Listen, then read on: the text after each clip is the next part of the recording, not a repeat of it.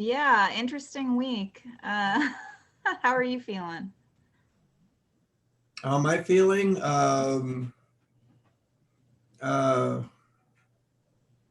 hmm,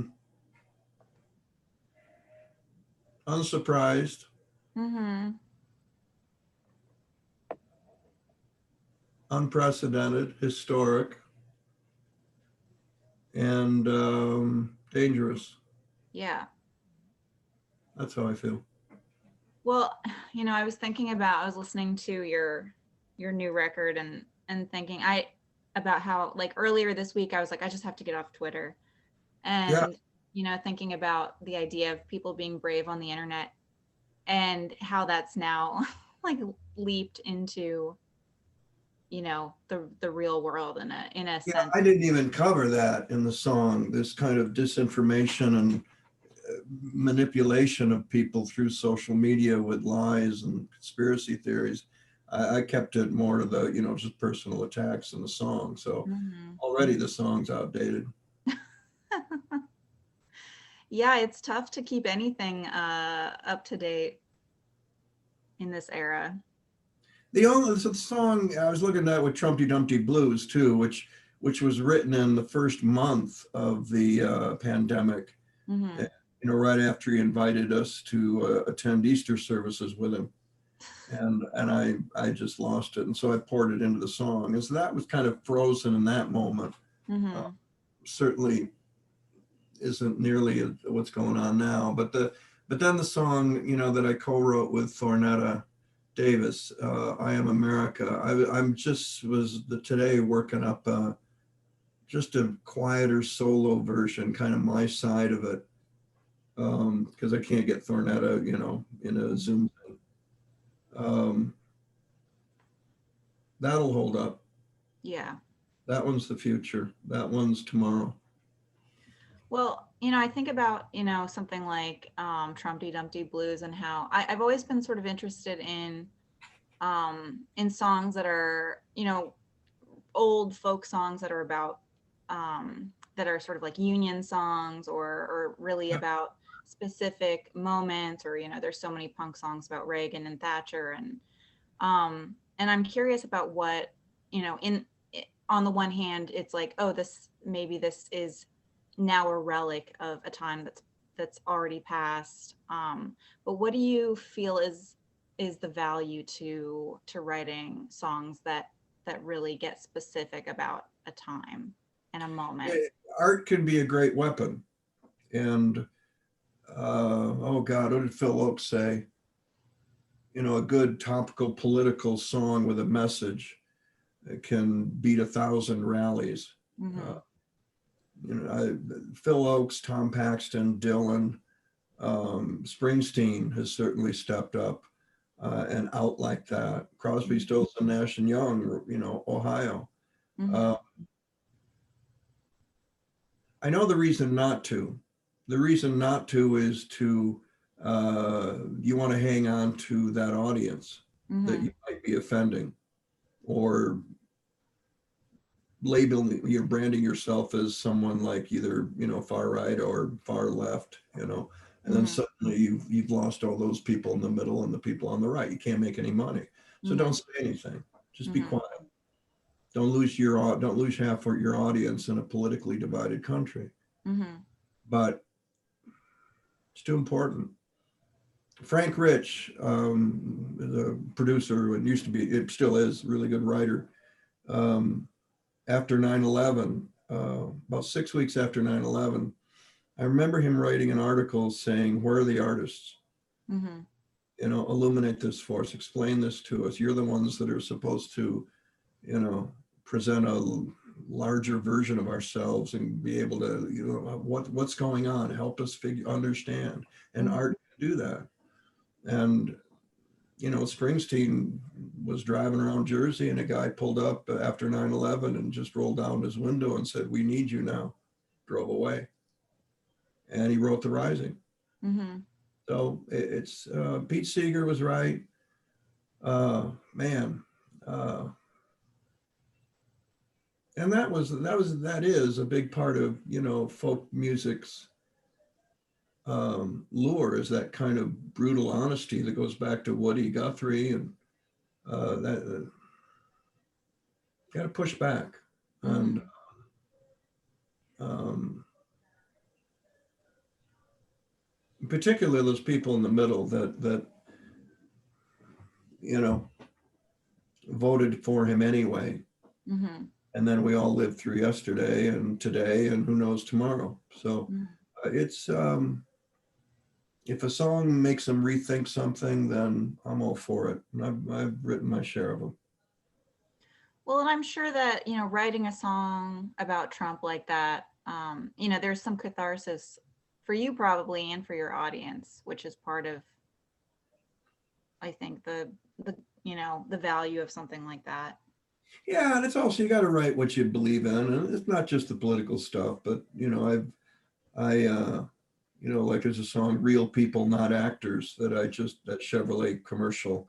I just got tired of looking at it, and then I just wrote a song. Hopefully, and now they've moved on to real Chevrolet families, so they don't even say the "not actors" thing. And so, and I saw on the internet there was a lot of pushback on that from people for Uh-huh. various reasons. Um, mine was personal and professional. Uh-huh.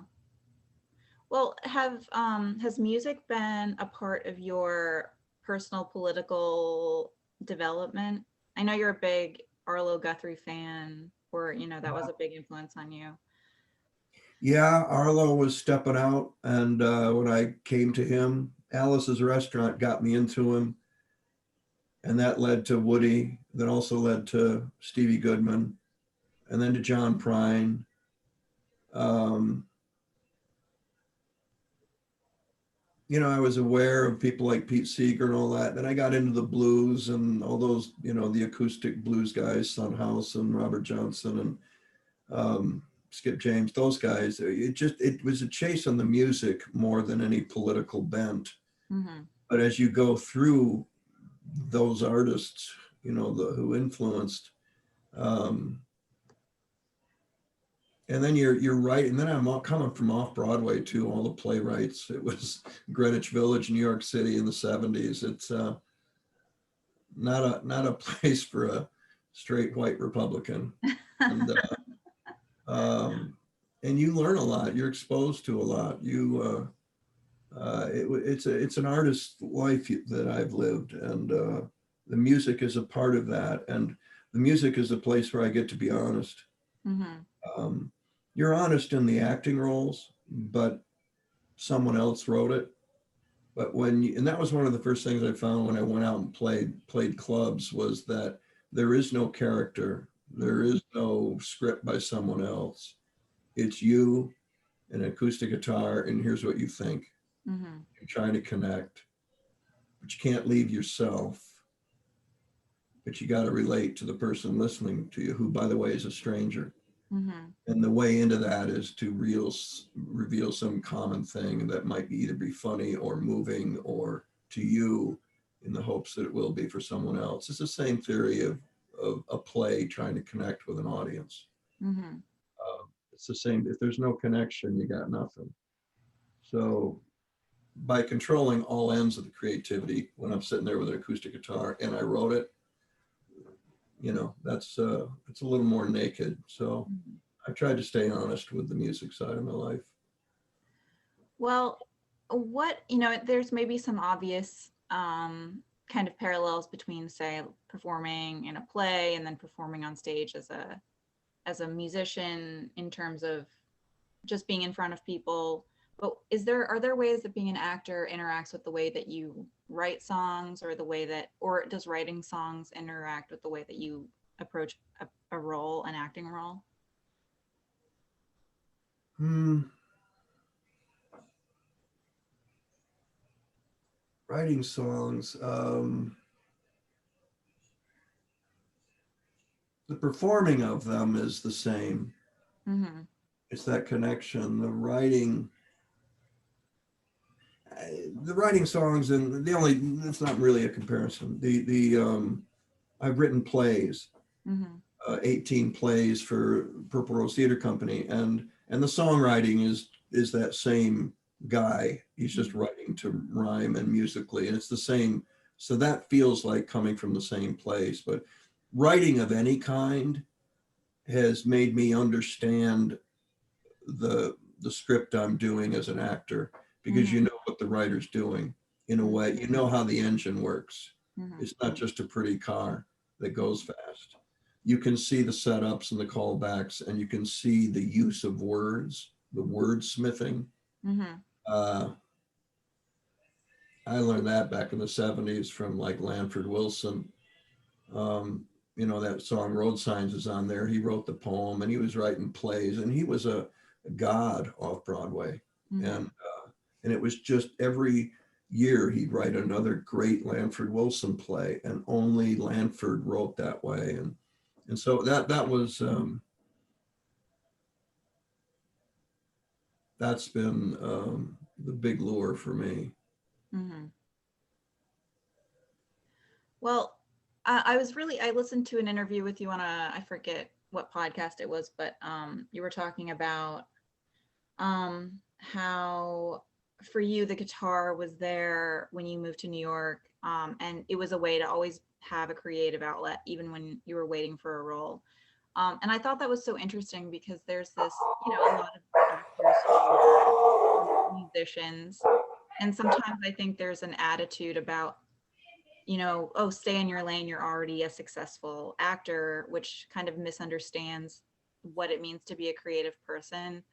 And I'm curious if you've interacted with that, come up against those attitudes at all, and if you have any thoughts on that. Oh yeah, from the get-go.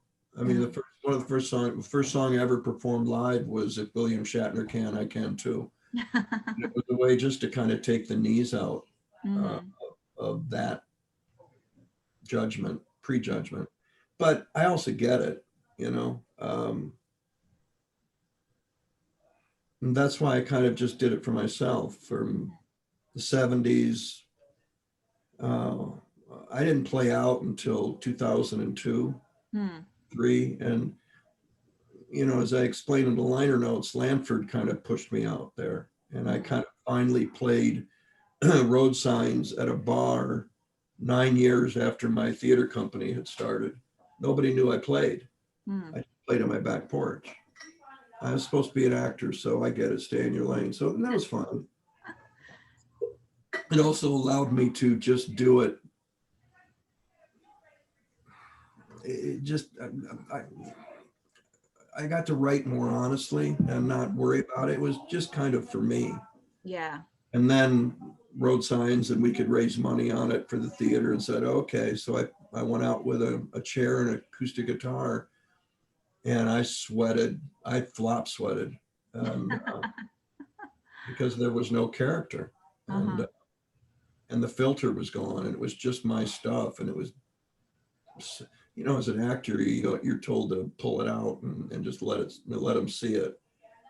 And that was kind of what happened. And so I had to figure out how to do that. Um, but I've always, when I get with people like a Kev Mo or a Stefan Grossman, I instantly become their student. Mhm. And I just try to go, look, I'm only going to get as good as I can get. Mhm. But I'm going to push that, and please help me get to the next level, whatever that is. And both those guys, from an acoustic guitar standpoint, have really helped me with that. I mean, I sat with them and they've worked with me, and it's just been great. And um, so that when I do get a phone call from David Bromberg to play with him at his 70th birthday bash at Town Hall in New York, you go, maybe that 35 years of practicing by myself was worth it. So, and that's what happened. Then you have to deliver. Then you have Mhm. to walk out there and score. And because I've been gigging for 20 years now and playing the clubs, and I've learned how to do this thing that I can do with just the acoustic guitar. Very Utah Phillips, Mhm. very Stevie Goodman, that kind of, you're the whole band, you're the whole night with it. And it builds like a play from beginning to middle to end. Mhm. I enjoy that part of it, and frankly thought I'd be doing that exclusively, um, but Newsroom happened, Mm-hmm. and that changed the next 10 years because I basically stayed being an actor. Mm-hmm. So that was pretty unexpected for you, this new phase of your acting career, if you think of it that way. Yeah, it's not how they draw it up in Star School. Whatever age maybe 55, 56, something like that. That's when I sat down with Aaron Sorkin. And, Uh-huh. we did Newsroom, and then, I mean, that's bought me 10 years and several projects too. I certainly did Atticus Finch on Broadway with Aaron Sorkin writing the play off Harper's book because of my 3-year audition at Mm-hmm. Newsroom. Well, to go back a little deeper in your acting career, I just watched Checking Out, um Yeah, which yeah, I thought was kind of, it had been in my like Criterion collection queue for a while, but I found it weirdly timely because there is sort of, it's almost like a rock and roll movie. You have George Harrison and involved, yes, and David Byrne has a role in yeah. it. And plus it's about, mortality, which of course is a big kind of the vibe right now. Everyone's kind of thinking about mortality a little bit more. So I'm curious about just your experience on that as a musician, and if that was kind of like an exciting thing to do from a music perspective, and then also if it impacted your own attitudes about life and death. I don't as an actor, I don't know how much taking on a role kind of impacts your own life philosophy, but No, I mean, to be honest, no. I was 35 at the time, and it right. was a great script. After David Leland got done rewriting it, Uh-huh. David Leland was the director. Mm-hmm. He basically just took it and redid it. Mm-hmm. And David had worked with Monty Python, Mm-hmm. British. So he had this, it was a weird kind of Monty Python thing. Uh-huh. I loved making that movie. It was just so out there, and I loved working with David. Mm-hmm. Um, Michael Tucker. Uh, yeah, very funny, very funny. The great story about that movie. We were 6 weeks into shooting, and word came that George Harrison was going to come to the set. We were shooting in Union Station, the train station in LA. And George is one of the producers on this movie. He was made handmade films, and he and Dennis O'Brien made 3 or 4 films. We were one of them. And here he comes. And now he's on the set, and I'm the star of this little independent film, and obligated to go over and, say hello. I could barely speak. And he couldn't have been nicer. He couldn't have been more relaxed. Genuinely interested in how I was doing and all that. There's a picture of me on my wall of me just staring at him and him like talking to me. And I remember him saying, "Have you been to Disneyland?" Just trying to. I had a Gibson J45 in my trailer, Mm-hmm. the guitar I'd take to the set. And I asked him if he'd sign it, and he'd be happy to. So at lunch, we broke for lunch. He took me, I went and got it, and I came to him, and we had about 100 extras and stuff. And I said, "Why don't we go into this back room where, so there's not a big, production of it."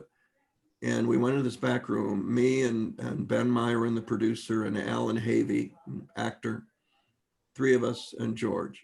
And I handed him the Gibson, and he there was a buzz on the A string. He fixed that with a little piece of paper, and then he restrung the string. And then he goes, "Oh, there you go." And then he signed it, George Harrison. They put a little mystic symbol on it for you, and he did. I was too blown away to ask him what it meant, but there it is. And then he sat down and he played for half an hour. He played Here Comes the Sun, All Along the Watchtower, um, a Hoagie Carmichael blues tune, Rocking Chair, something like that. Just played for the three of us. What a gift. Wow, What a gift. Still have the guitar, obviously. that's amazing. That's when I think of checking out. That's what I think of. That I had a great time, and then that happened. Yeah, a star that big, it kind of just takes something, takes the air out of the room in a way. It's just like, Oh, I'll never forget it. that's Just how amazing. giving he was of the gift. He knew Hmm. that, it's a little bit what, on a far lesser scale, what Lanford whispered to me after he heard me play Road Signs in that bar. Hmm. Lanford had been hearing it for 30 years off and on. And he said, you need to share this with people, which is what, okay, well, I'm known as an actor, so you don't want to watch me, then don't buy a ticket. I don't Right. care. I'm still going to do it. Hmm. And that's true. Jim Carrey said a similar thing too. Jim and I were promoting Dumb Number Two, and he I was going, I could be done. I really could be done with this. It's the ambition and the rat race, and I've done fine. And blah, blah, blah. And he's going, you can't stop, man. You can't stop. You got a gift. Hmm. We got a gift. All of us who are at this level, who are still doing it, who people still want us to do it, you can't deny that. You have to continue. That's what you're here for.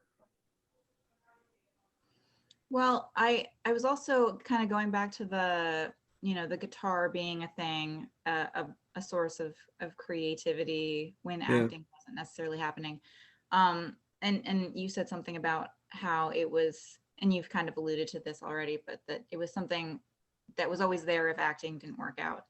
And now, we're in the pandemic, not a lot of acting is happening necessarily. And so how has your relationship to playing uh, changed, if at all, or progressed in the last 11 months or so?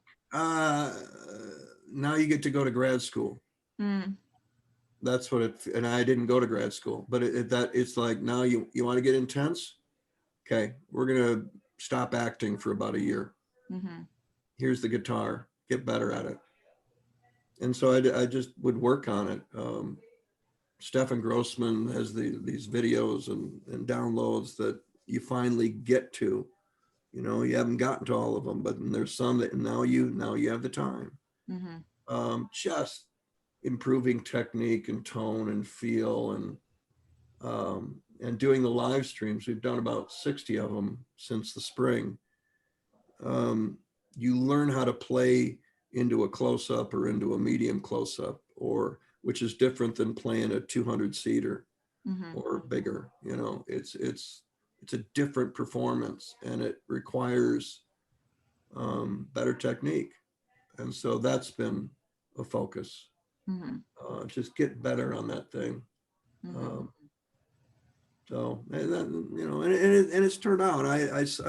Trumpty Dumpty Blues I sent to this one guy that I admire a lot, and he said, there's some finger picking going on under there. I'm going, oh, good, he noticed. He noticed. And that's great. That's just, sitting on the porch and working at repetition, which is not unlike memorizing a script or a huge speech, newsroom Northwestern speech, or the Atticus Finch closing argument. It's the same as learning an intricate finger picking thing on the guitar.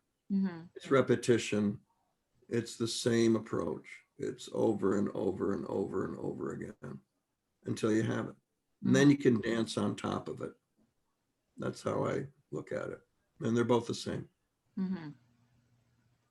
Well, has there been anything that you've been listening to in quarantine that has been inspiring you, or just anything in general, any reading or Yeah, anything? there's a guy named Luke Brindley that I will always be a student of. Luke Brindley. He's just an incredible acoustic guitar player. Um, Been listening to him. I'm real interested in what Sturgill Simpson's doing right now. Mm-hmm. Um, Who else have I got? There was a blues guy named Alistair Green, Davy Knowles I've been listening to.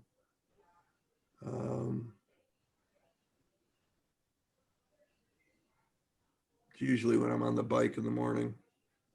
Catfish Keith has a new album out. He's a great player, slide, resonator. I mean, just, yeah, guys like that right now. I saw you're emceeing the Ann Arbor Folk Festival, which seems like a kind of cool combination of you know, performing as a musician and kind of as an actor, maybe.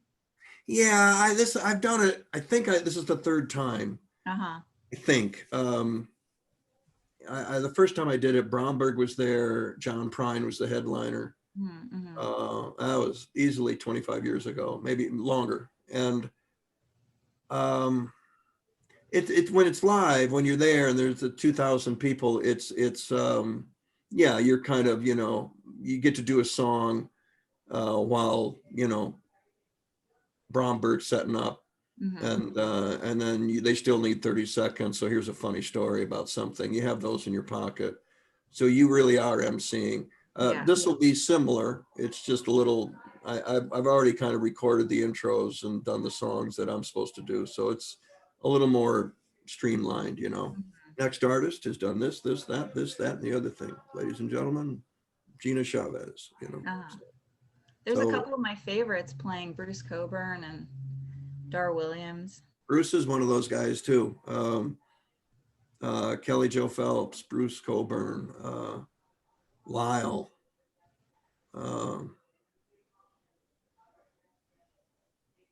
Yeah, just artists. I look at guys like that, not just players, but songwriters that, like sculptors sculpt, painters paint. That's how they use the guitar and what they do. It's the same theory. But yeah, guys like that who've been doing it for decades. Yeah. Forever a student of those guys. Yeah, and Coburn's kind of a master of the political song in a sense. Yeah. He has such a deep knowledge of like foreign policy and, you know, the anger that comes through. Dave Van Ronk once said that it's really hard to write a good protest song. One that just doesn't evaporate like Kleenex. Right. But it is. It's really hard. It's really hard. Probably if you write them true. Yeah. Anyway, yeah, it's hard to do that. Well, is there anything that gives you hope for the future right now?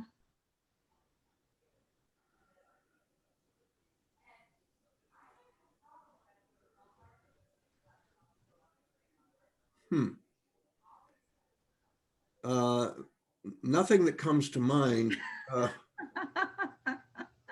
but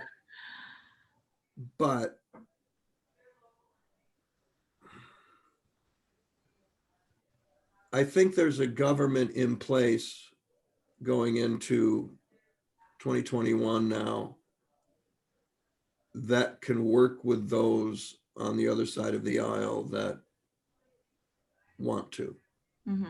That's my hope, because we cannot continue the way we are now. That I know.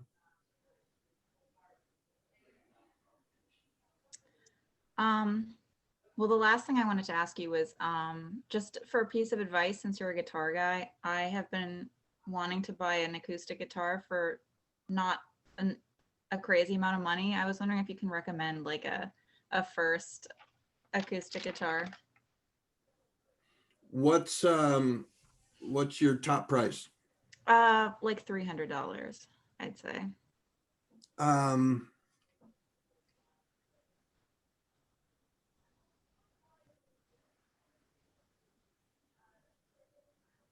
Well, as always, go to Martin. Start there. What's their lowest price? Because they're doing a better job of not, you know, making guitars that are down near that. And they make them right. Even those more affordable guitars. They're just using different woods, but the way they make them is the same guys that are making the $5,000 guitars. Mm-hmm. But if that's still high, Fender, I don't know what Gibson's doing anymore. And Taylor, I don't know anything about Taylor except, a lot of guys just play Taylor. So, Mm-hmm. those are good, just find what they're doing because they'll be built right. Mm-hmm. And then if you haven't played at all, you need to have it set up. You need someone to make the action. If the action is way too high, it's going to hurt and you're going to quit. Mm-hmm. But if it's down low enough and they set it, if you're going to do strumming or you're actually going to get into some finger picking at some point, they'll set it so that it doesn't buzz, but it doesn't, you aren't going up going. And it's, it's like, it's hard. Yeah. It's hard. So well, those thank three you. and get it set up for you and you'll probably stick with it. Your first was a guild, right? Is that right? Yeah, Gil's another one. I just didn't like, it's what I bought. I said, yeah, this one I didn't know. And Yeah. it's the only one I have, and I never play it because I went from there. I went to Gibson's, and then I went to Martin's, and I never came back. So, Guild might have some real good stuff. Yeah. Well, thank you. I really appreciate that. You're a bet. Sorry I was late. I gotta go back Anything? to see if we still have a country. All right. Well, thanks so much. All right. It was Take really care. a pleasure. All right. Bye. Bye.